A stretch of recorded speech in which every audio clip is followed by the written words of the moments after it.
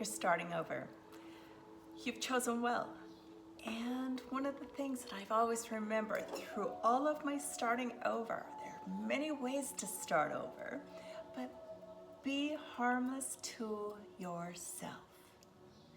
Step out of your panic, because fear is totally misguided attention.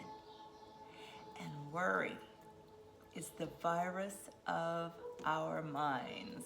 My mind, the virus of your mind.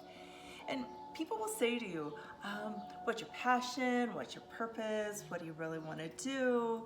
And how do you really know what that purpose and what your passion is? How do you really know? When I began my journey, I remember people saying to me, now live your purpose, live your passion. And I went through several years until I really got it. I really got the steps of how to step into my passion, to choose well within my passion, and to know that every time I start over, might be a relationship, might be divorce, might be a death, might be right now in the time of career, but when you're starting over, if you follow the steps, I promise, and it's a promise to myself, I learned it well. I will never make an error in my decision when I choose in favor of my passions.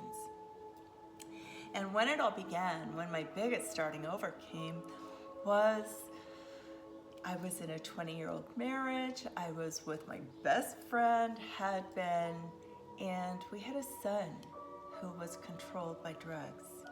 And his drug addiction took him to going to rehab, and it took me to making some really tough decisions. And I stood for my son because I needed to. Years later, so you know, he's a powerful, incredible man in his community, in the yoga community, doing so well. But it was a tough decision, and there were a lot of tears. But I surrounded myself with people who were uplifting.